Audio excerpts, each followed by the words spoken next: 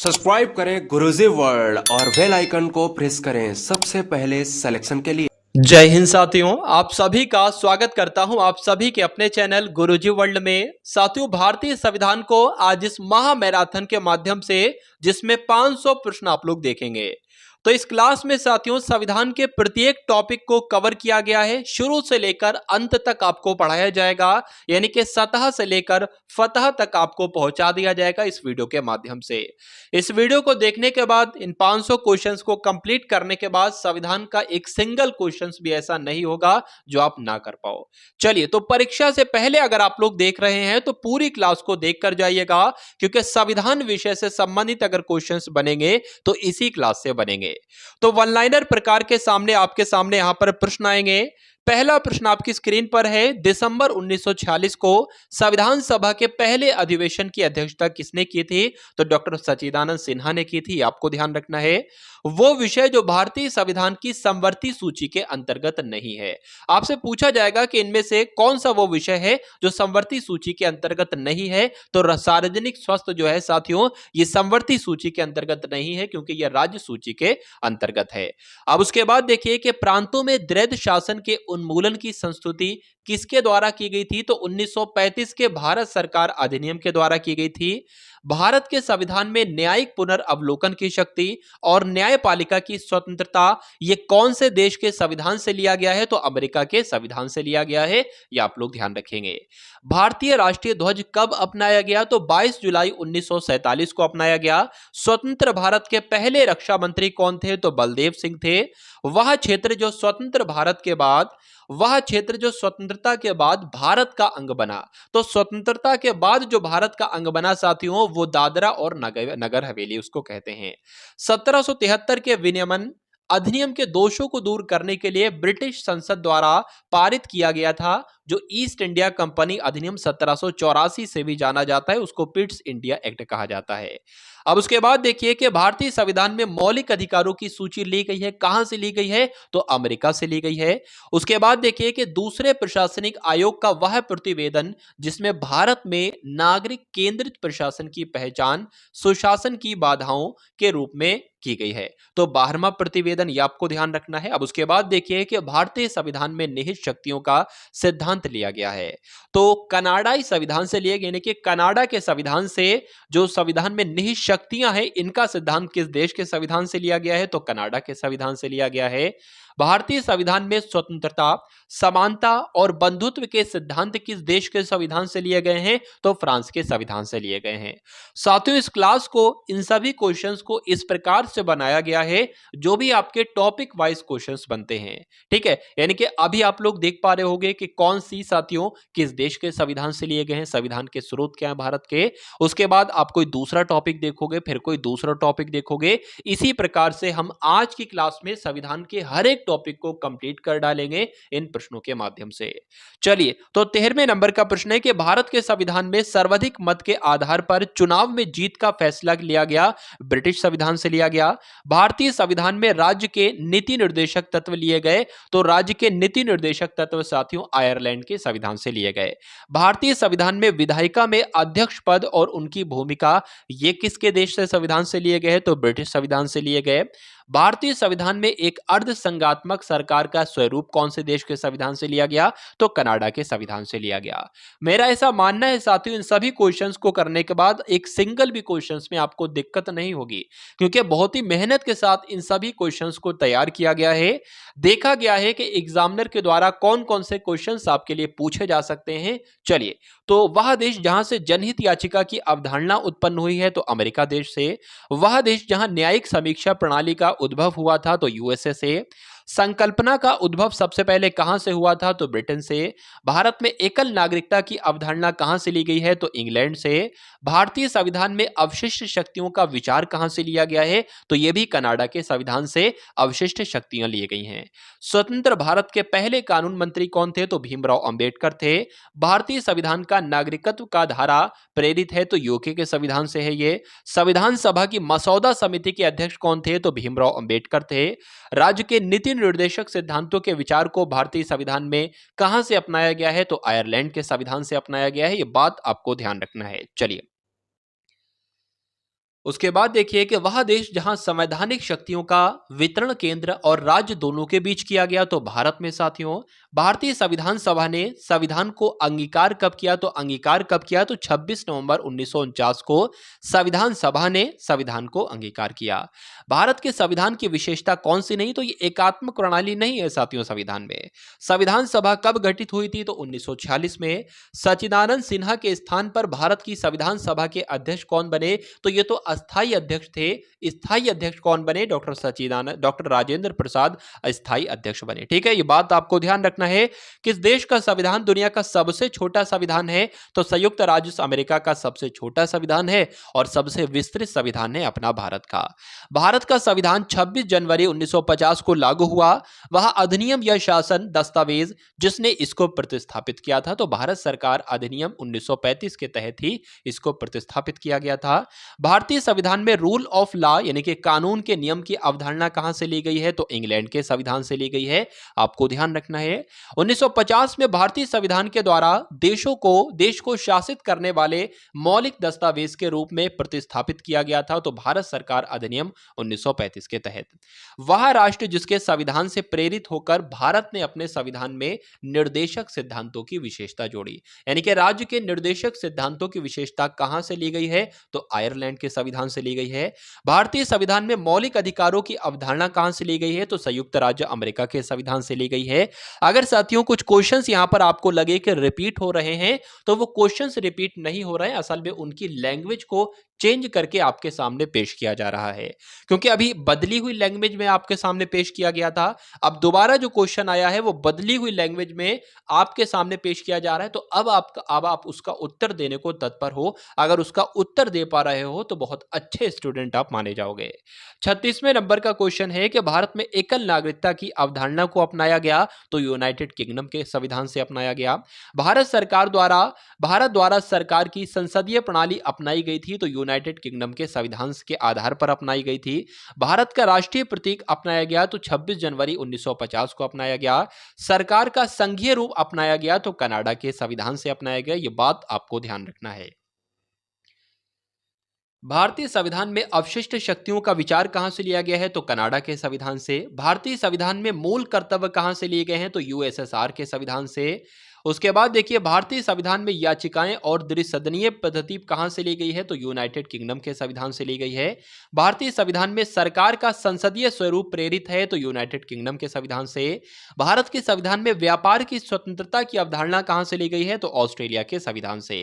भारतीय संविधान लिखने वाली संविधान सभा में कितने सदस्य थे, तो 296 सदस्य थे।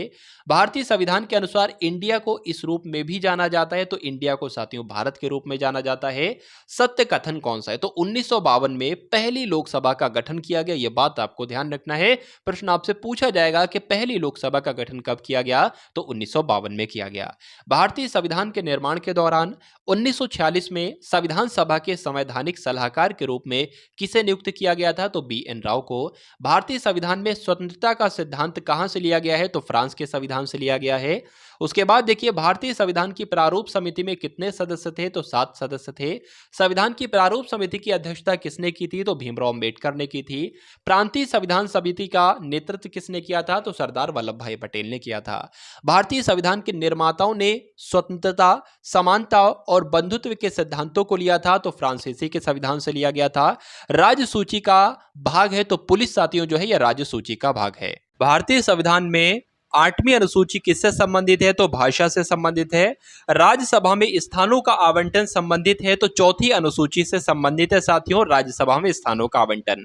चलिए, तो अभी तो संविधान के स्रोत आपने देखे, अब आप लोग संविधान में जो अनुसूचियां हैं उससे संबंधित जो प्रश्न आपके बन सकते हैं उन सभी क्वेश्चंस को आप लोग देखेंगे। दल बदल संबंधी प्रावधान किससे संबंधित है, तो 10वीं अनुसूची से है। वह भाषा जो संविधान की 8वीं अनुसूची का हिस्सा नहीं है, फारसी नहीं है साथियों, ये 8वीं अनुसूची में नहीं आती है फारसी भाषा। यहां पर साथियों हम लोग बात करें तो बहुत तेजी के साथ क्वेश्चंस आपके सामने से अब गुजरने वाले हैं, क्योंकि कम समय में आपको ज्यादा से ज्यादा कंटेंट देना चाहता हूं और सबसे बेस्ट कंटेंट आपको देना चाहता हूं। मैं एक बार आप सभी लोगों से यहां पर दरख्वास्त करूंगा कि आप सभी लोग इस क्लास को एक बार लाइक कर दीजिए, इस क्लास को एक बार शेयर कर दीजिए और अपना प्यारा सा कमेंट कमेंट सेक्शन में कर दीजिए। उसके बाद देखिए कि संघ सूची में शामिल विषय है, ये जो बंदरगाह होते हैं ये संघ सूची में ही शामिल होते हैं। समवर्ती सूची में विषय है, मजदूर संघ समवर्ती सूची में है। मूल भारतीय संविधान में कितने अनुच्छेद थे साथियों? तो अनुच्छेद तो 395 थे। भाग कितने थे? भाग आपसे पूछा जा रहा है, तो 22 भाग थे। उसके बाद देखिए कि भारतीय संविधान का वो अनुच्छेद जो राज्य सरकार को अध्यादेश लाने का अधिकार प्रदान करता है, अनुच्छेद 213। आधिकारिक भाषाओं की सूची को भारतीय संविधान में रखा गया है 8वीं अनुसूची के अंतर्गत। भारतीय संविधान का वो अनुच्छेद जिसमें राष्ट्रपति शासन करता है, राष्ट्रपति शासन का उल्लेख है, तो अनुच्छेद 356। वह संविधान संशोधन अधिनियम जिसके द्वारा अनुच्छेद 21 के ए को एक मौलिक अधिकार के रूप में भारतीय संविधान में शामिल किया गया है, तो 86वां संविधान संशोधन। उसके बाद देखिए कि भारत के संविधान का वो अनुच्छेद जो सर्वोच्च न्यायालय के न्यायाधीश को हटाने की प्रक्रिया का निर्धारण करता है, तो अनुच्छेद 124। भारत के संविधान की दूसरी अनुसूची के भाग ई में किस अधिकारी के वेतन परिलब्धियों का उल्लेख किया गया है? तो भारत के लेखा और महालेखा नियंत्रक का साथियों, नियंत्रक और महालेखा परीक्षक का जिक्र किया गया है। उसके बाद देखिए भारतीय संविधान की वो अनुसूची जिसमें राज्यों और उसके क्षेत्र को निर्दिष्ट किया गया है, तो वो पहली ही अनुसूची है। भारत के संविधान की पहली अनुसूची में इसमें राज्यों और उसके क्षेत्र को निर्दिष्ट किया गया है। वह विषय जो भारत के संविधान की संघ सूची के तहत है, तो रेलवे संघ सूची के तहत है। वह संविधान का अनुच्छेद साथियों जिसके तहत संविधान में प्रेस की स्वतंत्रता सुनिश्चित की गई है, तो अनुच्छेद 19। भारत के संविधान का वह अनुच्छेद जिसमें यह प्रावधान किया गया है कि प्रत्येक भारतीय राज्य में एक राज्यपाल होगा, तो ऐसा अनुच्छेद 163। भारतीय संविधान को भारत घोषित किया, यानी कि भारतीय संविधान ने भारत को घोषित करता है, राज्यों का यूनियन घोषित करता है, राज्यों का यूनियन कहता है। भारतीय संविधान का वो अनुच्छेद जो भारत के राष्ट्रपति को राष्ट्रीय आपातकाल घोषित करने की सत्ता प्रदान करता है, तो वह अनुच्छेद 352 है, ये आपको ध्यान रखना है। भारतीय संविधान का वो अनुच्छेद जो अपने नागरिकों को धर्म की स्वतंत्रता के अधिकार की गारंटी देता है, तो अनुच्छेद 25। भारतीय संविधान का वो अनुच्छेद जिसमें शोषण के विरुद्ध मौलिक अधिकार का प्रावधान किया गया है, तो अनुच्छेद 23 और 24 है। भारत के संविधान में अनुसूचियां हैं, तो 12 अनुसूचियां हैं। संसद के पास भारत के संविधान के प्रावधानों में संशोधन करने की शक्तियां हैं। संविधान का वह अनुच्छेद जो संसद को ये शक्ति प्रदान करता है, तो वो अनुच्छेद 368 है। भारत के संविधान के अनुच्छेद 51 ए में 51 ए के तहत उल्लेख किया गया है, तो मौलिक कर्तव्यों का उल्लेख किया गया है। किसी भी परिसंगठन में, यानी कि किसी भी परिसंकट में नियोजन में काम करने के लिए 14 वर्ष से कम उम्र के बच्चों का निषेध भारतीय संविधान में वर्णित किया गया है, तो अनुच्छेद 24 में किया गया है। जनवरी 2009 में 2019 तक भारतीय संविधान में अनुच्छेदों की संख्या कितनी थी? 465 थी। जब भारतीय संविधान को अपनाया गया तब इसमें अनुसूचियां कितनी थी? तो उस समय 8 अनुसूचियां थी। भारत के संविधान में आरंभ के समय कितने अनुच्छेद थे? तो 395 अनुच्छेद थे। भारतीय संविधान की 8वीं अनुसूची में शामिल हैं कितनी भाषाएं? तो 22 भाषाएं शामिल हैं। भारत के संविधान का वो अनुच्छेद जिसमें कहा गया है कि भारत के क्षेत्र में सभी प्राधिकरण, नागरिक और न्यायिक सर्वोच्च न्यायालय के सहायक के रूप में कार्य करेंगे, तो अनुच्छेद 144 में कहा गया है ऐसा। भारत के संविधान का वो अनुच्छेद जिसके तहत राष्ट्रपति अध्यादेश जारी करता है, तो वो अनुच्छेद 123 है, ये आपको ध्यान रखना है। साथियों, क्लास को अगर लाइक नहीं किया हो तो क्लास को एक बार लाइक कर देंगे आप सभी लोगों से रिक्वेस्ट है। वह अनुच्छेद जिसके तहत भारतीय प्रशासनिक सेवा और भारतीय पुलिस सेवा को संसद द्वारा बनाई गई सेवाओं के अंतर्गत माना जाता है, तो अनुच्छेद 312। भारत के संविधान के अनुच्छेद 361 के अनुसार देश के ... के कार्यकाल के दौरान, यानी कि किसके कार्यकाल के दौरान? तो अनुसार राज्यपाल, राष्ट्रपति दोनों के कार्यकाल के दौरान उनके खिलाफ अदालत में कोई आपराधिक कार्यवाही नहीं शुरू की जा सकती है। बिल्कुल सही।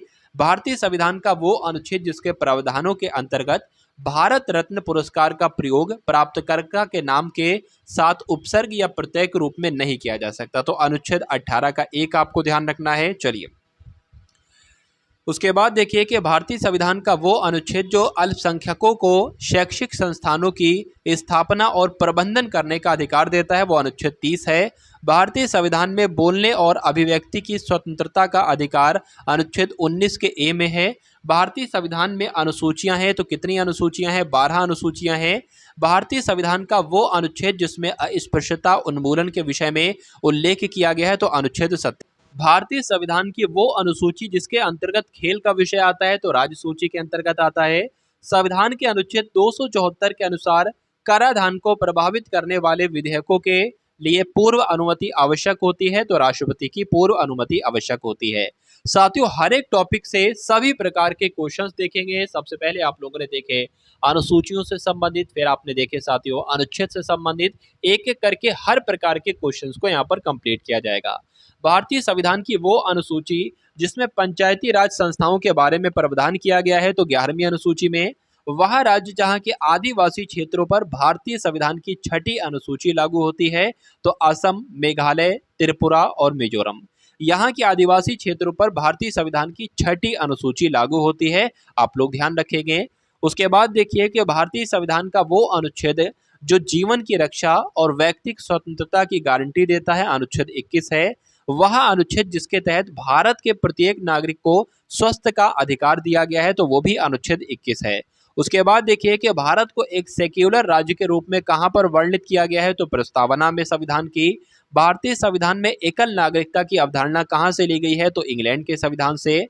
आर्थिक समानता के बिना राजनीतिक स्वतंत्रता एक भ्रम है, यह कथन किसका है तो GDH कोल का है। भारतीय संविधान की प्रस्तावना में उल्लिखित न्याय को स्वीकार किया गया है, राजनीतिक, आर्थिक और सामाजिक न्याय के रूप में न्याय को स्वीकार किया गया है। अगस्त 1925 में केंद्रीय विधानसभा का अध्यक्ष कौन था तो विट्ठल भाई पटेल थे। भारतीय संविधान की प्रस्तावना में 3 प्रकार के न्याय का उल्लेख है। इसमें शामिल कौन कौन से हैं साथियों? सामाजिक न्याय है, आर्थिक न्याय है और राजनीतिक न्याय है। भारत के संविधान में मौलिक अधिकारों के अनुसार छुआछूत की समाप्ति है तो ये समानता के अधिकार में ही, यानी कि छुआछूत ना किया जाए, समानता के अधिकार में। और प्रश्न अगर आपसे पूछा जाए कि अस्पृश्यता का अंत कौन से अनुच्छेद से संबंधित है तो अनुच्छेद 17 से संबंधित है।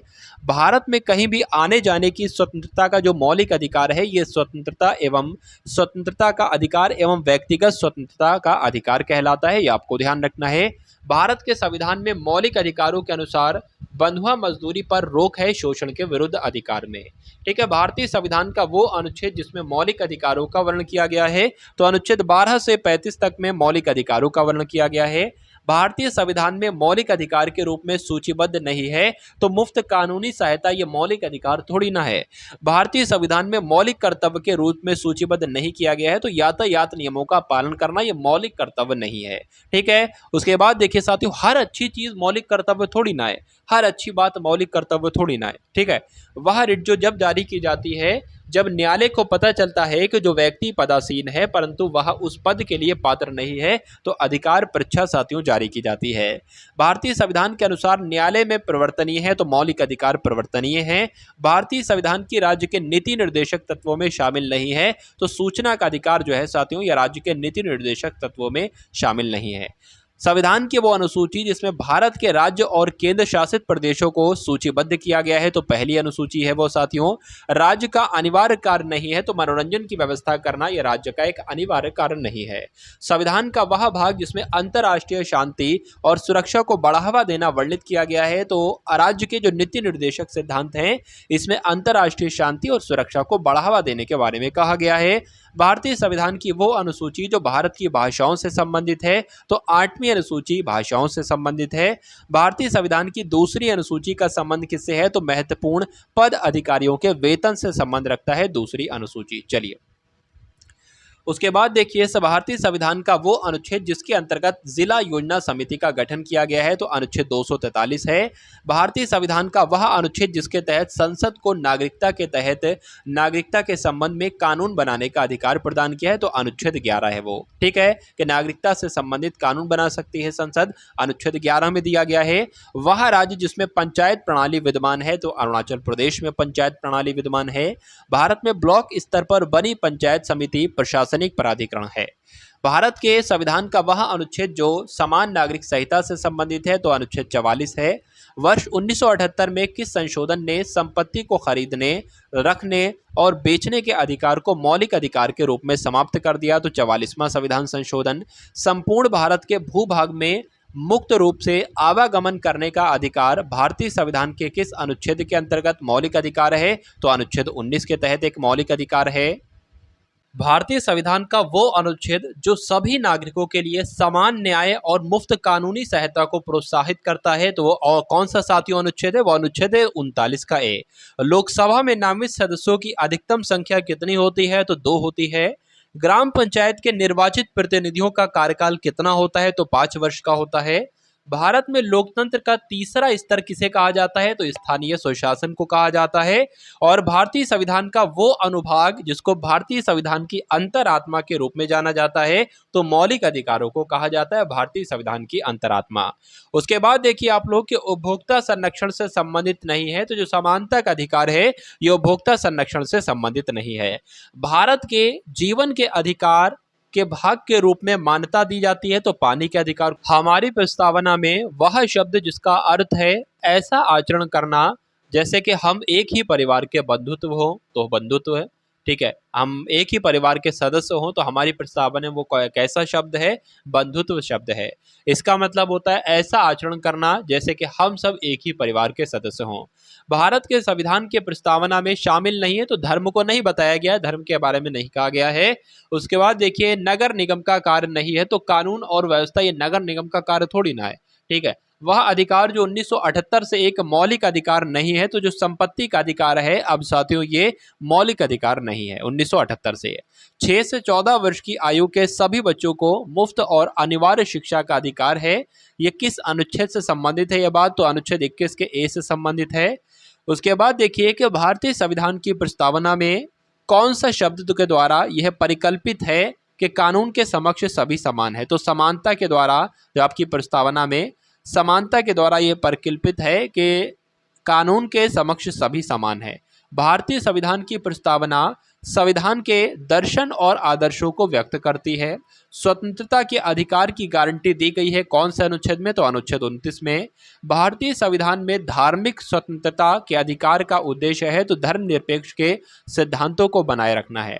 मौलिक अधिकारों को एक भाग के रूप में भारतीय संविधान गारंटी देता है, तो समानता के अधिकार की गारंटी देता है। उसके बाद देखिए अगले नंबर के प्रश्न 161वें नंबर का क्वेश्चन आपकी स्क्रीन पर है कि भारत में जिला सड़कों का रखरखाव किया जाता है, तो जिला परिषद के द्वारा किया जाता है। एक व्यक्ति जो धार्मिक संस्थानों से राज्य को अलग करने की वकालत करता है उसे क्या कहा जाता है? तो धर्मनिरपेक्षवादी कहा जाता है। चलिए, संघवाद के संस्थापक तंत्र में राज्य व्यवस्थाएं होती हैं, तो 2 होती हैं। पंचायती राज संरचना में स्तर होते हैं, तो 3 होते हैं। प्रत्येक पंचायत जब तक के किसी भी कानून के रूप में कानून के लागू होने के तुरंत बाद कुछ समय के लिए भंग ना हो जाए, अपनी पहली बैठक के लिए नियुक्त तिथि से 5 वर्ष या 5 वर्षों तक जारी रहेगी और उसके बाद नहीं। उसके बाद देखिए भारत के संविधान के अनुसार मध्यवर्ती स्तर पर पंचायतें ऐसे राज्य में गठित नहीं की जा सकती जिनकी जनसंख्या 20 लाख से अधिक नहीं है। भारत के संविधान का भाग 4 स्पष्ट रूप से राज्य के किसी प्रति सुरक्षा देने की आशा नहीं करता है, तो नौकर पेशा महिलाओं के लिए मातृत्व अवकाश। चलिए, भारतीय नागरिकों का मौलिक अधिकार नहीं है, तो जो संपत्ति का अधिकार है ये एक मौलिक अधिकार नहीं है। भारत के सर्वोच्च नागरिक न्यायालय के द्वारा की गई व्याख्या के अनुसार फोन कॉल का दोहन संविधान के कौन से अनुच्छेद में प्रदान किए गए मौलिक अधिकार का उल्लंघन करता है? तो अनुच्छेद 21 में। उसके बाद देखिए भारतीय संविधान में जीवन की सुरक्षा और व्यक्तिगत स्वतंत्रता किससे संबंधित है? तो अनुच्छेद 21 से संबंधित है। वह समिति जिसने मौलिक कर्तव्यों को शामिल करने की सिफारिश की थी, तो स्वर्ण सिंह समिति वो है। भारतीय संविधान का वह अनुच्छेद जो विभिन्न आधारों पर किसी भी भारतीय नागरिक के साथ भेदभाव से संबंधित है, तो अनुच्छेद 15। उसके बाद देखिए कि यदि किसी व्यक्ति को गैर कानूनी रूप से कारावास भेज दिया जाता है तो उसे उपचार प्रदान करती है बंदी प्रत्यक्षीकरण याचिका के द्वारा उसको साथ ही उपचार दिया जा सकता है। मौलिक अधिकारों से संबंधित नहीं है, तो संपत्ति का अधिकार मैं आपको कई बार बता चुका हूं, कई बार ये क्वेश्चन आ चुका है। भारत के संविधान की समवर्ती सूची में उल्लिखित नहीं है, तो बैंकिंग नहीं है। इस प्रकार के क्वेश्चन आपसे पूछे जा सकते हैं, डिक्टो पूछे जा सकते हैं। ठीक है, 3 ऑप्शन में साथियों शामिल की जा सकती है और एक ऑप्शन ऐसा होगा कि समवर्ती सूची में उल्लिखित नहीं है, तो बैंकिंग आपको बताना है। भारत के संविधान का वो भाग जो नागरिकता से संबंधित है, तो भाग 2 है जो कि नागरिकता से संबंधित है। भारतीय संविधान का वो अनुच्छेद जिसके अंतर्गत 14 वर्ष से कम आयु के बच्चों को किसी भी कारखाने में कार्य करने के लिए नियोजित नहीं किया जा सकता, वो अनुच्छेद 24 है। भारतीय संविधान का वो अनुच्छेद जिसमें मौलिक कर्तव्यों के बारे में उल्लेख किया गया है, तो अनुच्छेद 51 का ए है। वह विशेषण जो संविधान की प्रस्तावना का अंग नहीं है, तो सहिष्णु नहीं है। भारतीय संविधान का वो अनुच्छेद जो धार्मिक स्वतंत्रता के अधिकार से संबंधित है, तो अनुच्छेद 25 है। भारत में संघ बनाना क्या है, तो एक मौलिक अधिकार कह सकते हैं। चलिए, 73वें संवैधानिक संशोधन अधिनियम के अनुसार पंचायत का कार्यकाल होता है, तो 5 वर्ष का पंचायत का कार्यकाल होता है। तो ये भी आप लोग ध्यान रखेंगे, 5 वर्ष का होता है, यानी कि 73वें संवैधानिक संशोधन अधिनियम के अनुसार पंचायत का कार्यकाल 5 वर्ष का होता है। यहाँ पर साथियों मैं आपको बता दूं, जो भारत में संघ बनाना है, ये एक साथियों गारंटीकृत स्वतंत्रता का अधिकार है। तो स्वतंत्रता का अधिकार अगर ऑप्शन में लिखा हो तो वो आपको चूज करना है। उसके बाद देखिए, भारतीय संविधान का वो भाग जिसमें मौलिक अधिकारों का वर्णन किया गया है, तो भाग 3 है। भारतीय संविधान का वो अनुच्छेद जिसमें समान नागरिक संहिता स्थापित करने का उल्लेख किया गया है, तो अनुच्छेद 44। भारत के संविधान द्वारा नागरिकता प्रदान की जाती है, तो एकल नागरिकता दी जाती है। राज्य में पंचायत चुनाव कराए जाते हैं, तो राज्य निर्वाचन आयोग द्वारा कराए जाते हैं। नागरिकता अधिनियम पारित किया गया तो 1955 में। शोषण के विरुद्ध अधिकार एक मौलिक अधिकार है। वह मामला जिसके कारण संविधान के अनुच्छेद 21 के तहत जीवन के अधिकार के भाग के रूप में आजीविका का अधिकार बरकरार किया गया था, तो ओल्गा टेलिस बनाम बॉम्बे नगर निगम के द्वारा। इंदिरा साहनी और अन्य बनाम वीओआई मामला संबंधित है, तो आरक्षण से संबंधित है।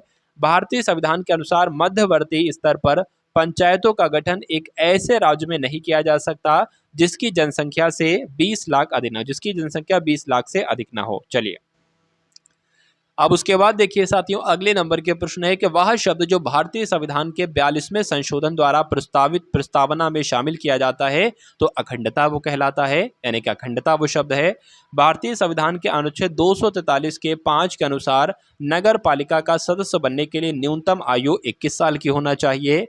भारतीय संविधान का वो भाग जिसमें भारत के केंद्र शासित प्रदेशों के बारे में प्रावधान किया गया है, तो भाग 8 है। भारत के वह राष्ट्रपति जिनका कार्यकाल सबसे छोटा था, तो जाकिर हुसैन थे। भारतीय संविधान वह अनुच्छेद कौन सा है जिसके तहत भारत के राष्ट्रपति को क्षमा करने का अधिकार है, तो अनुच्छेद 72 है वो। भारत के संविधान के अनुसार किसी न्यायाधीश को एक उच्च न्यायालय से दूसरे उच्च न्यायालय में स्थानांतरित करने के लिए अधिकृत किया गया है, तो भारत के राष्ट्रपति को। सबसे कम समय के लिए भारत के राष्ट्रपति के रूप में कौन रहे, तो डॉक्टर जाकिर हुसैन रहे। भारत के राष्ट्रपति के रूप में निर्विरोध चुने गए, तो नीलम संजीव रेड्डी। प्रश्न बहुत पूछा जाता था अभी कुछ जो पिछले एग्जाम्स हुए थे उसमें।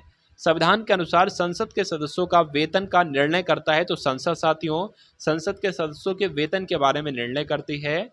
भारतीय संविधान का वो अनुच्छेद जिसमें उपराष्ट्रपति को हटाने की प्रक्रिया दी हुई है, तो अनुच्छेद 67 है। अध्यक्षात्मक कार्यपालिका के प्रकार के संदर्भ में कौन सा गलत है, तो राष्ट्रपति विधायिका के प्रति जवाबदेही करता है, तो ये गलत है। भारत के पहले उपराष्ट्रपति कौन थे, तो सर्वपल्ली राधाकृष्णन थे। भारत के वह राष्ट्रपति जिन्होंने उपराष्ट्रपति का पदभार नहीं संभाला, तो ज्ञानी जैल सिंह ने नहीं संभाला।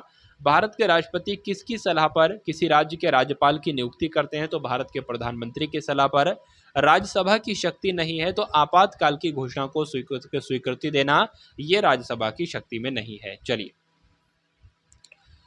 उसके बाद देखिए कि वह राज्य जो राज्यसभा में सदस्यों की अधिकतम संख्या भेजता है, उत्तर प्रदेश, यानी कि राज्यसभा में सदस्यों की अधिकतम संख्या जो है वो उत्तर प्रदेश की है। अविश्वास प्रस्ताव लाया जाता है, लोकसभा में लाया जाता है। भारत का राष्ट्रपति लोकसभा को कार्यकाल पूरा करने से पहले भंग कर सकता है, किसकी सलाह पर, तो प्रधानमंत्री की सलाह पर। कोई विधेयक धन विधेयक है या नहीं है, यह निर्धारित कौन करता है, तो लोकसभा के अध्यक्ष करते हैं। कभी लोकसभा अध्यक्ष नहीं रहे, तो चंद्रशेखर कभी लोकसभा के अध्यक्ष नहीं रहे। यदि भारत के राष्ट्रपति त्यागपत्र देना चाहते हैं, तो वह अपना त्यागपत्र किसे देते हैं, उपराष्ट्रपति को देते हैं। 10वीं अनुसूची के तहत लोकसभा के किसी सदस्य की अयोग्यता से संबंधित मुद्दे पर निर्णय कौन लेता है, तो साथियों अध्यक्ष लेते हैं। भारत की संसद में कौन कौन शामिल हैं, तो राष्ट्रपति, राज्यसभा, लोकसभा या भारत की संसद के ही अंग हैं। संसद के सदनों को बुलाने की शक्ति किसके पास होती है, तो राष्ट्रपति के पास होती है। भारत के संविधान का वो अनुच्छेद जिसमें भारत के राष्ट्रपति के महाअभियोग के प्रावधानों के बारे में उल्लेख किया गया है, तो अनुच्छेद 61 में साथियों किया गया है। ये बात आपको ध्यान रखना है। पॉपुलर चैम्बर कहा जाता है, पॉपुलर चैम्बर साथियों लोकसभा को भारतीय संविधान के परिप्रेक्ष्य में शून्यकाल कहते हैं। तो शून्यकाल साथियों किसे कहते हैं, प्रश्नकाल के तुरंत बाद के समय को ही शून्यकाल कहा जाता है। संसद में कोई विधेयक धन विधेयक है या नहीं, इस पर अंतिम निर्णय किसका होता है साथियों? तो अध्यक्ष का होता है। एक वर्ष में लोकसभा में आयोजित किए जाते हैं, ठीक, एक वर्ष में लोकसभा के सामान्यतः आयोजित किए जाते हैं, तो 3 सत्र आयोजित किए जाते हैं।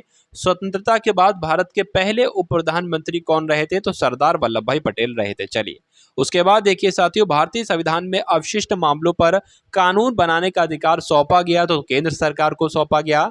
राज्यसभा का पदेन अध्यक्ष कौन होते हैं? तो भारत के उपराष्ट्रपति होते हैं। भारत के राष्ट्रपति को पद से हटाने के लिए संसद द्वारा पारित किया जाता है, महाअभियोग प्रस्ताव पारित किया जाता है। विधायी शक्तियों के विभाजन के अनुसार भारत सरकार की प्राथमिक जिम्मेदारी में से एक है रक्षा बलों को भी बनाए रखती है साथियां। उसके बाद देखिए राज्यसभा के बारे में सही कथन कौन सा है? तो राज्यसभा राज्य विधानसभा के निर्वाचित सदस्य राज्यसभा के सदस्यों का चुनाव करते हैं, बिल्कुल सही। लोकसभा और राज्य विधानसभाओं में 1/3 सीटें आरक्षित हैं महिलाओं के लिए। राज्यसभा के अध्यक्ष कौन होते हैं? तो उपराष्ट्रपति होते हैं। लोकसभा की पहली महिला स्पीकर कौन थी? तो मीरा कुमार थी। चलिए, उसके बाद देखिए भारतीय संविधान के अनुसार नए राज्यों की स्वीकृति अथवा निर्माण की सत्ता ये कौन से साथियों अनुच्छेद में है? तो अनुच्छेद 2, 3 में है, ये बात आपको ध्यान रखना है। राष्ट्रपति के चुनाव से उत्पन्न सभी संदेहों और विवादों की जांच करने और निर्णय लेने का अधिकार प्राप्त है, किसे प्राप्त है? तो सर्वोच्च न्यायालय को, सुप्रीम कोर्ट को प्राप्त है। लोकसभा में किसी विशेष दिन पर चर्चा के लिए स्वीकृत मौखिक उत्तरों के लिए तारांकित प्रश्नों की अधिकतम संख्या कितनी होती है? तो 20 होती है।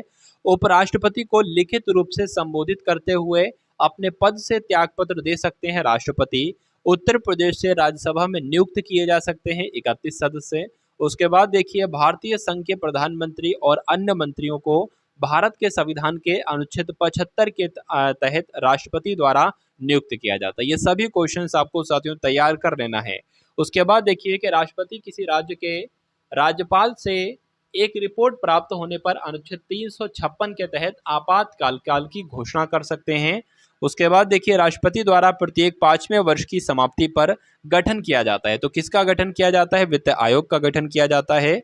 संसद के प्रत्येक सदन को बुलाने का अधिकार किसको है? तो राष्ट्रपति के पास है। चलिए, उसके बाद आपके सामने जो क्वेश्चन है कि जब तक नई संसद संपूर्ण वर्ष के लिए बजट पारित नहीं करती तब तक सरकार को प्रशासनिक खर्चे पूरे करने की अनुमति प्राप्त होती है गणना के आधार पर मतदान, वोट ऑन अकाउंट।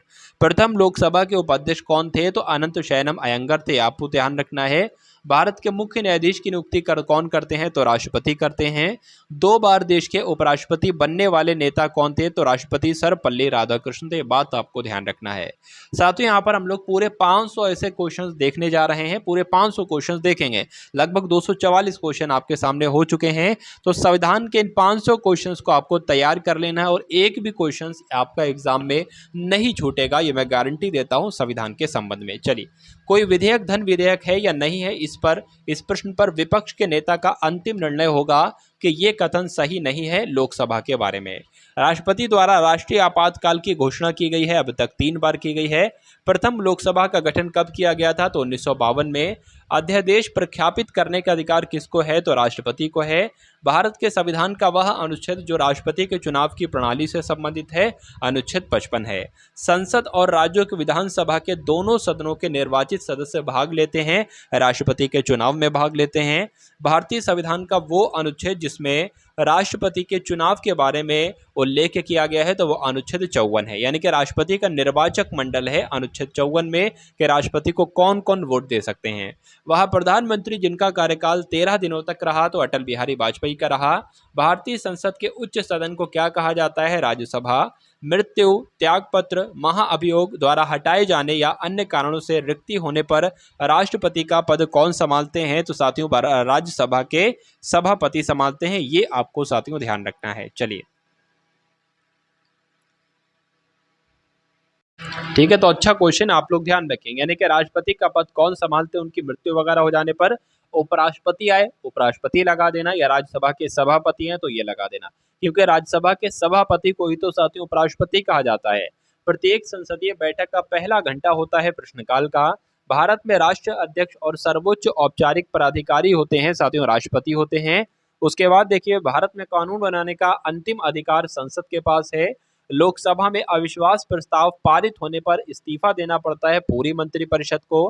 किसकी स्वीकृति प्राप्त होने के बाद ही संसद द्वारा पारित कोई अधिनियम कानून बनता है तो राष्ट्रपति साथियों, राष्ट्रपति की स्वीकृति जब प्राप्त होती है तो उसके बाद ही संसद द्वारा पारित कोई अधिनियम कानून बनता है। भारत के रक्षा बलों के सर्वोच्च कमांडर कौन है तो राष्ट्रपति हैं, ये आपको ध्यान रखना है। भारत के राष्ट्रपति के चुनाव में भाग नहीं लेते हैं तो संसद के मनोनीत सदस्य। राष्ट्रपति के चुनाव से उत्पन्न सभी संदेहों और विवादों की जांच करने और निर्णय करने की शक्तियां किसमें निहित है तो सर्वोच्च न्यायालय में निहित हैं। भारतीय संविधान के अनुसार राष्ट्रपति अपना त्यागपत्र सौंपते हैं तो उपराष्ट्रपति को सौंपते हैं। भारतीय संविधान के अनुच्छेद 123 के तहत अध्यादेश को जारी करने की शक्ति राष्ट्रपति के पास है। भारतीय संविधान के अनुसार राष्ट्रपति आंग्ल भारतीय, ठीक, ये तो आपको देखना ही नहीं है। भारत के संविधान के अनुच्छेद 100 के 3 के तहत लोकसभा की बैठक शुरू करने के लिए अपेक्षित गणपूर्ति सदन के सदस्यों की कुल संख्या का कितना होना चाहिए, 10वां हिस्सा होना चाहिए। संसद के दोनों सदनों की संयुक्त बैठक की अध्यक्षता कौन करते हैं, लोकसभा के अध्यक्ष करते हैं। पहली लोकसभा का सत्र कब किया गया तो 13 मई 1952 को किया गया। लोकसभा में प्रश्नों की स्वीकार्यता का फैसला कौन करते हैं, लोकसभा के अध्यक्ष ही करते हैं। संसद के दोनों सदनों और उनकी समितियों और सदस्यों की शक्तियां, विशेष अधिकार और बचाव के बारे में मुख्य रूप से भारत के संविधान में उल्लेख किया गया है अनुच्छेद 105 में। चलिए उसके बाद देखिए आप लोग के संसद सदस्य स्थानीय क्षेत्र विकास योजना को पेश किया गया था, दिसंबर 1993 में पेश किया गया था। संसदीय कार्यवाही में शून्यकाल के दौरान लॉटरी में उनकी प्राथमिकता के अनुसार दिन प्रतिदिन अनुमति दी जाती है 20 मामलों को उठाने की। ऐसे मामले जो व्यवस्था का प्रश्नकाल नहीं है उन्हें लोकसभा के नियम 377 के तहत विशेष उल्लेख के जरिए उठाया जा सकता है। भारत के संविधान का वो अनुच्छेद जिसमें लोकसभा में अनुसूचित जाति और अनुसूचित जनजाति के लिए सीटों के आरक्षण का प्रावधान है तो अनुच्छेद 330 है। वह व्यक्ति जिसका भारत के राष्ट्रपति के रूप में कार्यकाल सबसे अधिक रहा तो डॉक्टर राजेंद्र प्रसाद का। भारतीय संविधान में राष्ट्रपति के चुनाव से संबंधित अनुच्छेद कौन सा है तो अनुच्छेद 54 है। भारत में 14वें नंबर के राष्ट्रपति कौन थे साथियों, रामनाथ कोविंद थे, ठीक है नहीं थे। भारतीय संविधान के और वर्तमान समय पर कौन राष्ट्रपति है, कमेंट सेक्शन आपके लिए खुला है, एक बार कमेंट करके बताइएगा। भारतीय संविधान की 10वीं अनुसूची के तहत लोकसभा के किसी भी सदस्य की अयोग्यता से संबंधित किसी भी मुद्दे पर अंतिम निर्णय लिया जाता है तो लोकसभा के अध्यक्ष के द्वारा लिया जाता है। द्विसदनात्मक विधायिका वाला प्रांत कौन सा नहीं है तो गुजरात नहीं है। भारतीय संविधान के अनुसार राज्य परिषद के सदस्यों का कार्यकाल कितने वर्ष का होता है तो 6 वर्ष का होता है। वह राज्य जिसमें एक द्विसदनीय विधानमंडल है तो बिहार में साथियों एक द्विसदनीय विधानमंडल है। चलिए वह राज्य जिसमें द्विसदनात्मक विधानमंडल है तो महाराष्ट्र में है। भारतीय संविधान के किस अनुच्छेद में केंद्र राज्य के संबंधों का उल्लेख किया गया है तो साथियों अनुच्छेद 245 से लेकर अनुच्छेद 255 तक। किस भारतीय राज्य के सबसे लंबे समय तक सेवा में रहने वाले राज्यपाल रहे तो पद्मजा नायडू ये सबसे लंबे समय तक राज्यपाल रहे। भारत में राज्यों के राज्यपाल की नियुक्ति कौन करते हैं तो राष्ट्रपति करते हैं। विधायिका को 2 अलग अलग विधानसभाओं, मंडलों या सदनों में विभाजित करती है तो द्विसदनीय सरकार की प्रणाली करती है। भारत में राज्य के राज्यपाल की नियुक्ति कौन करते हैं तो राष्ट्रपति करते हैं। वह राज्य जिसमें द्विसदनीय विधानमंडल है तो बिहार में है। विधानसभा का सदस्य बनने के लिए न्यूनतम आयु कितनी चाहिए होती है तो 25 साल चाहिए होती है। किसी भारतीय राज्य की राज्यपाल बनने की पहली महिला कौन थी, यानी कि ऐसा कोई राज्य था तो वहां की राज्यपाल बनने वाली पहली महिला जो राज्यपाल थी सरोजनी नायडू थी, उनका नाम आपको ध्यान रखना है। चलिए सर्वोच्च न्यायालय का वो अधिकार क्षेत्र जिसके अंतर्गत 2 राज्यों के बीच विवाद आता है तो मूल क्षेत्र अधिकार कहलाया जाता है। न्यायालय में निष्पक्ष मुकदमे के लिए भारतीय संविधान 3 अधिकारों की व्यवस्था करता है। इन अधिकारों में से एक नहीं है तो भारत में पैदा हुए किसी भी व्यक्ति पर विदेशी कानूनों के तहत सुनवाई नहीं की जाएगी, ये नहीं है। वह आदेश जो जब तक जारी किया जाता है जब न्यायालय को लगता है कि कोई सार्वजनिक पद अधिकारी अपने कानूनी और संवैधानिक दायित्वों का पालन नहीं कर रहा है और इससे किसी व्यक्ति के मौलिक अधिकार प्रभावित हो रहे हैं तो वह परम आदेश जारी किया जाता है। उस समय न्यायाधीश पद पर बने रह सकते हैं, सेवानिवृत्ति होने तक साथियों बने रह सकते हैं। वह न्यायालय जो किसी अदालत का मुकदमा अपने पास मंगवा सकता है भारत का सर्वोच्च न्याय कहलाता है, जो किसी भी अदालत का मुकदमा अपने पास मंगवा सकता है।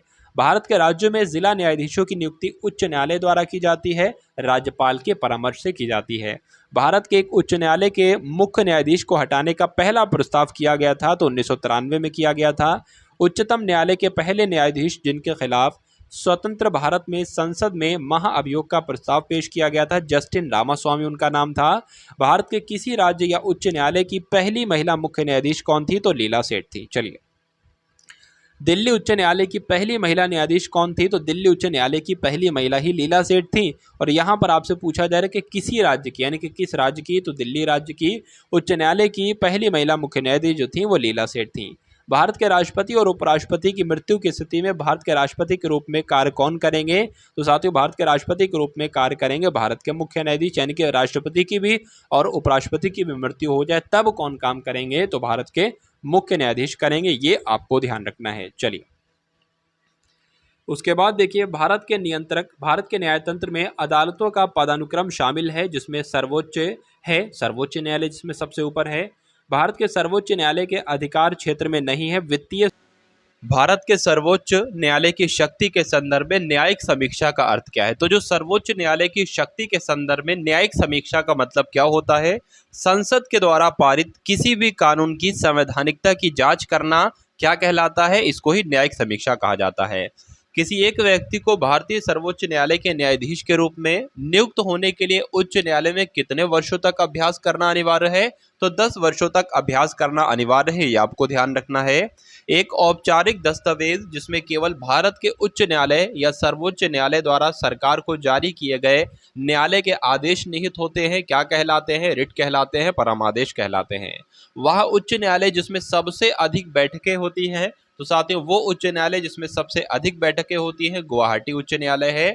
सर्वोच्च न्यायालय के न्यायाधीश को हटाने के लिए 108 संसद सदस्यों द्वारा हस्तांतरित प्रस्ताव पहली बार लाया गया था। तो कब लाया गया था? 1991 में लाया गया था। उच्च न्यायालय और उनकी सीटों के संदर्भ में सही ढंग से सुमेलित है, कौन सा? तो उत्तराखंड नैनीताल है। चलिए, उसके बाद देखिए कि भारतीय संविधान में न्यायिक पुनर्अवलोकन की शक्तियां और न्यायपालिका की स्वतंत्रता का प्रावधान लिया गया है, कौन से देश के संविधान से? तो अमेरिका देश के संविधान से। केरल और लक्षद्वीप का उच्च न्यायालय कहाँ पर स्थित है? एर्नाकुलम में स्थित है। अंडमान और निकोबार क्षेत्र अधिकार आता है किसके अंतर्गत? तो कलकत्ता उच्च न्यायालय के अंतर्गत आता है। भारत में सबसे बड़ा अपीलीय न्यायालय कौन सा है? तो सर्वोच्च न्यायालय जो है साथियों, ये भारत में सबसे बड़ा अपीलीय न्यायालय है, आपको ध्यान रखना है। एक बार आप सभी लोग भाई क्लास को लाइक करने के बाद क्लास को एक बार शेयर कर देंगे, तो फटाफट क्लास को शेयर आप सभी लोग कर दीजिए।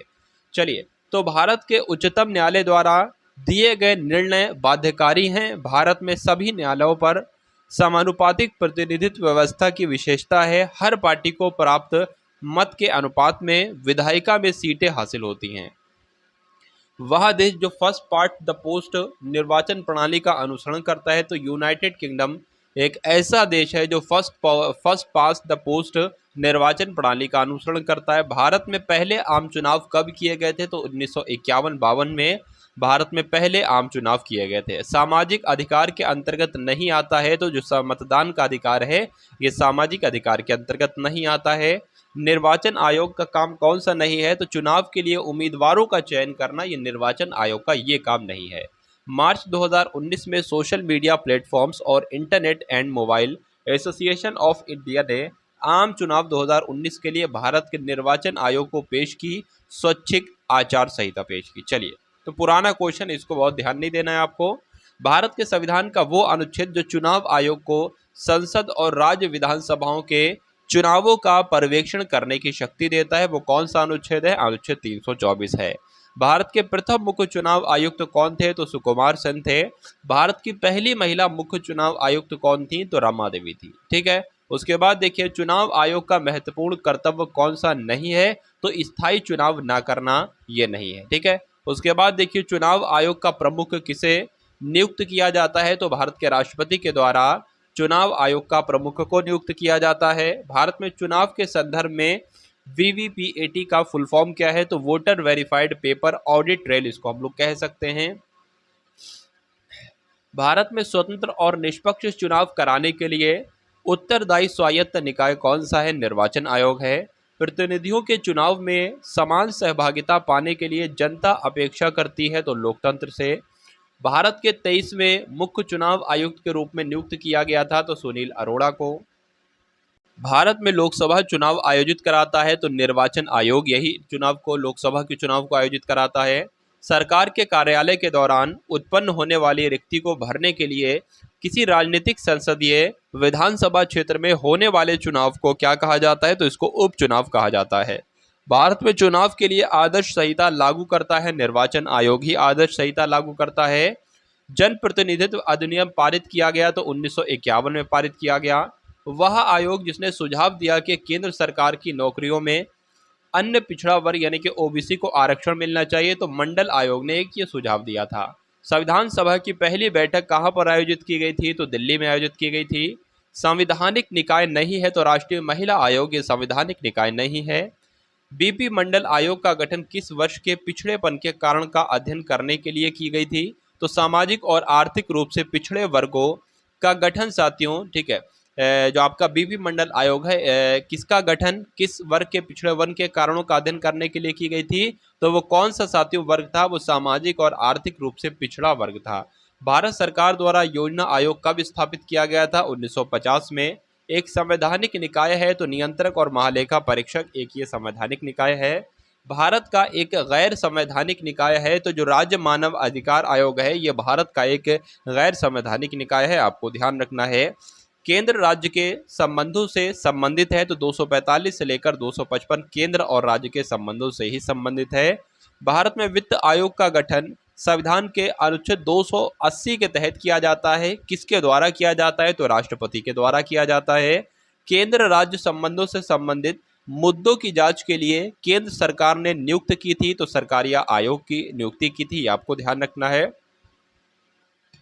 चलिए उसके बाद देखिए अब आप लोग के सामने 345वें नंबर का प्रश्न है कि 1886 को भारतीय नागरिक सेवाओं में सुधारों की सिफारिशें करने के लिए नियुक्त की गई थी तो साथियों आपको ध्यान रखना है एचिसन कमीशन को नियुक्त किया गया था भारतीय नागरिक सेवाओं में सुधार करने के लिए।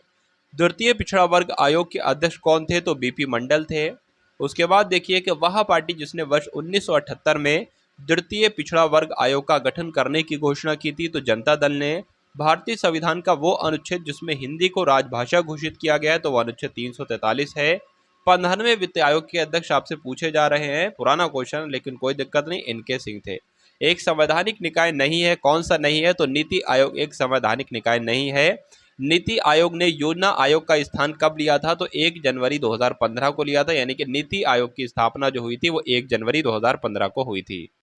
उसके बाद देखिए अब आप लोग के जून 2019 की स्थिति के अनुसार भारत के 15वें वित्त आयोग के अध्यक्ष कौन थे, एनके सिंह थे, ठीक है। उसके बाद देखिए वह संसदीय समिति जिसमें राज्यसभा का कोई भी सदस्य नहीं होता है तो वो प्राक्कलन समिति कहलाई जाती है।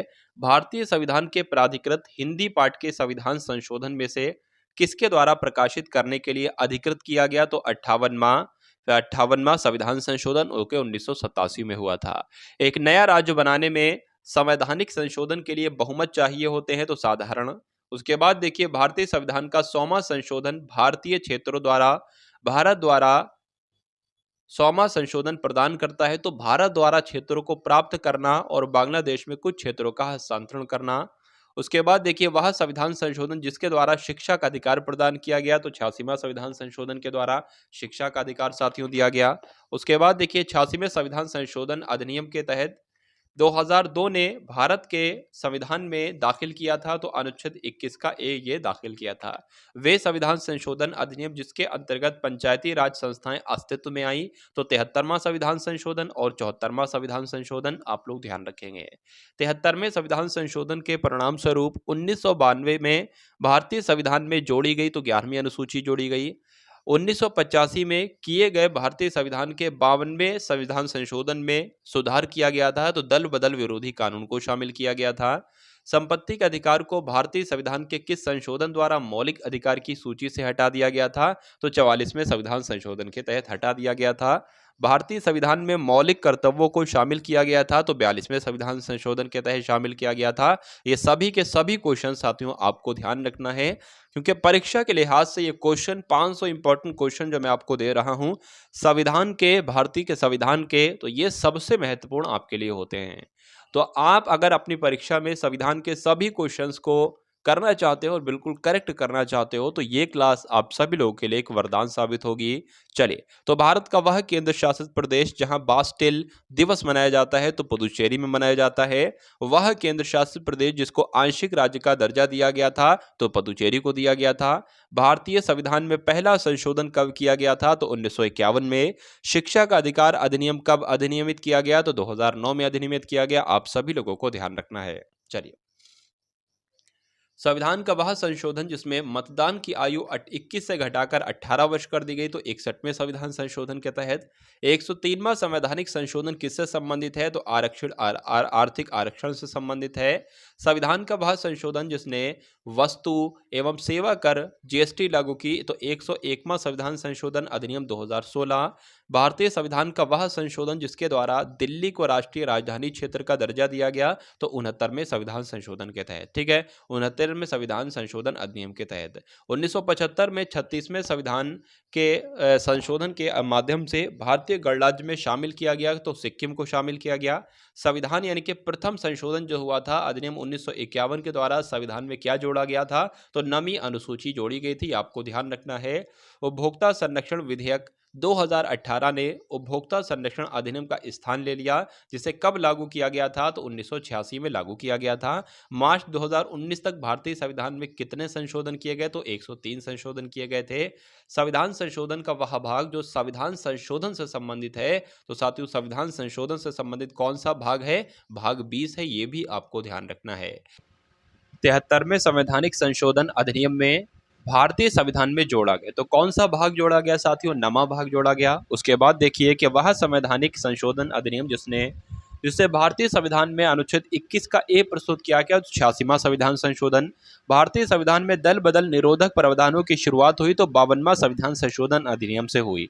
वर्ष 1976 में राष्ट्रीय आपातकाल के दौरान लाया गया वह संवैधानिक संशोधन जिसको भारत का लघु संविधान कहा जाता है, तो 42वें संविधान संशोधन को मिनी कॉन्स्टिट्यूशन कहा जाता है, अर्थात भारत का लघु संविधान कहा जाता है।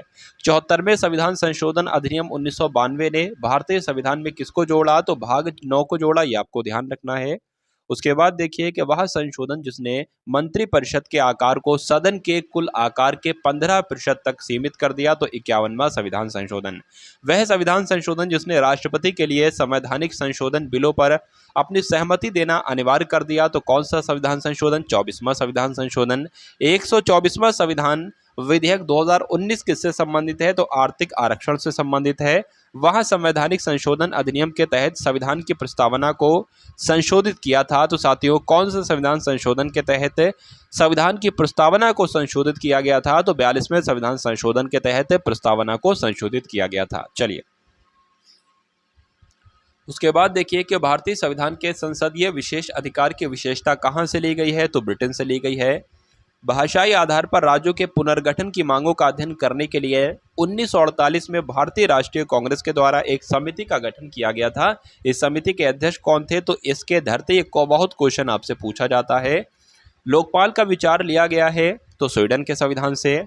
केंद्र सरकार ने दागी सांसदों और विधायकों के खिलाफ आपराधिक मामलों को तेजी से निपटाने के लिए विशेष अदालतों की स्थापना की योजना बनाई है, जिनकी संख्या कितनी होगी? 12 होगी। राज्य हर जगह यह शायद ही कोई अंतराल छोड़ता है, यह कथन किसका है साथियों? तो कल्याणकारी राज्य की धारणा का है। चलिए, तो ये कथन जो है व्याख्या किसकी करता है? कल्याणकारी राज्य की धारणा की व्याख्या करता है। सुशासन की विशेषता लाल फीताशाही नहीं है। विधायिका का सबसे महत्वपूर्ण कार्य कौन सा है? कानून बनाना विधायिका का सबसे महत्वपूर्ण कार्य है। वर्तमान समय में भारत में कार्यरत क्षेत्रीय परिषदों की कुल संख्या कितनी है? तो 6 है, ये आपको ध्यान रखना है। चलिए भाई, उसके बाद देखिए कि संविधान सभा का सदस्य नहीं थे, तो महात्मा गांधी कभी भी संविधान सभा के सदस्य नहीं रहे। भारत की संविधान सभा का पहला सत्र कहां पर हुआ था? तो दिल्ली में हुआ था। संविधान सभा की पहली बैठक की अध्यक्षता किसने की थी? तो डॉक्टर सच्चिदानंद सिन्हा ने की थी। वहाँ विचारक जो राजनीतिक प्रभुसत्ता की संकल्पना से संबंधित है तो रूसो हैं साथियों। उसके बाद देखिए कि एक अच्छा नागरिक एक अच्छा राज्य बनाता है और बुरा नागरिक एक बुरा राज्य बनाता है। ये कथन किसका है? तो अरस्तू का है। दुनिया की पहली महिला प्रधानमंत्री का नाम आपसे पूछा जा रहा है तो श्रीमावो भंडार नायके ये दुनिया की पहली महिला प्रधानमंत्री रही थी। मार्च 2019 में maintenance of household registers bill पारित किया गया। कहां पर? तो मिजोरम में पारित किया गया। लोक अदालतें किसके अधीन बनाई गई? तो विधिक सेवा प्राधिकरण अधिनियम के अधीन बनाई गई। आपको ध्यान रखना है। वह मंत्रालय जिसने मध्याह्न भोजन योजना लागू की थी तो मानव संसाधन विकास मंत्रालय के द्वारा मध्याह्न भोजन योजना लागू की गई थी। 16वीं लोकसभा का सबसे अधिक आयु के सदस्य कौन थे? तो लाल कृष्ण आडवाणी थे। बांग्लादेश की संसद में अधिकतम सदस्यों की संख्या होती है तो 350। नेपाल देश को बांटा गया है तो 7 प्रांतों में बांटा गया है। केरल के पहले मुख्यमंत्री कौन थे? तो एम.एस. नंबूदिरिपाद थे। अभी कौन है साथियों केरल के मुख्यमंत्री की बात करें तो पिनरई विजयन है। उसके बाद देखिए सबसे लंबे समय तक बांग्लादेश के प्रधानमंत्री पद पर बने रहने वाले व्यक्ति कौन थे? तो शेख हसीना। मणिपुर, मेघालय और त्रिपुरा के अंतर्गत राज्य बनाए गए तो उत्तर पूर्वी क्षेत्र अधिनियम 1971 के अंतर्गत ये राज्य बनाए गए, मणिपुर, मेघालय और त्रिपुरा। उसके बाद देखिए कि वह भारतीय राज्य जिसने सरकारी कर्मचारियों के माता पिता की सुरक्षा के लिए प्रणाम आयोग की शुरुआत की तो असम वो राज्य है जिसने सरकारी कर्मचारियों के जो भी माता पिता हैं इनकी सुरक्षा के लिए प्रणाम आयोग की शुरुआत की। बर्मा स्वतंत्र संप्रभु गणराज्य कब बना? तो 1948 में। भारत के पहले लोकपाल का एक गैर न्यायिक सदस्य कौन है? तो अर्चना रामसुंदरम है। लोगों को अपने प्रतिनिधियों को चुनने की अनुमति देता है भारतीय जनतंत्र। स्थानीय सरकार की त्रिस्तरीय प्रणाली में शामिल नहीं है, ग्राम समिति नहीं है। लोगों की अधिक आबादी वाले राज्यों को अधिक प्रतिनिधि मिलते हैं तो भारत में। दुनिया का सबसे बड़ा लोकतंत्र जो है वो भारत देश का। शस्त्र और गोला बारूद रखने और उसके उपयोग को नियंत्रित करने वाला शस्त्र अधिनियम पारित किया गया तो शस्त्र अधिनियम 1959 में पारित किया गया। भारतीय संसद द्वारा भगोड़ा आर्थिक अपराधी अधिनियम पारित किया गया 2018 में। उसके बाद देखिए सरकार की एक प्रणाली जिसमें शक्तियां केंद्रीय प्राधिकरण और देश की विभिन्न संगठक इकाइयों के बीच विभाजित होती हैं तो संघवाद। जम्मू कश्मीर का संविधान अपनाया गया 1956 में। उसके बाद देखिए लोकतंत्र के संदर्भ में एक सही अवधारणा है जिसे लोकतंत्रों ने सफलतापूर्वक समाप्त कर दिया तो राजनीतिक असमानता के विचार को साथियों। माता पिता और वरिष्ठ नागरिकों का संरक्षण और कल्याण अधिनियम लागू किया गया तो कब लागू किया गया? 2007 में लागू किया गया। लोकतंत्र में राजनीतिक और सामाजिक असमानताओं पर अध्ययन से पता चलता है कि लोकतंत्र में असमानताएं मौजूद हैं।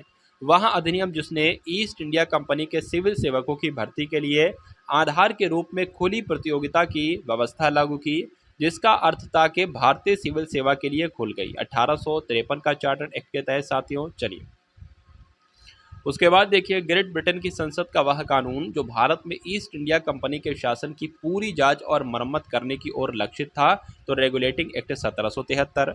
किस राजनीतिक पार्टी का चुनाव चिन्ह हाथी है? तो बहुजन समाजवादी पार्टी का।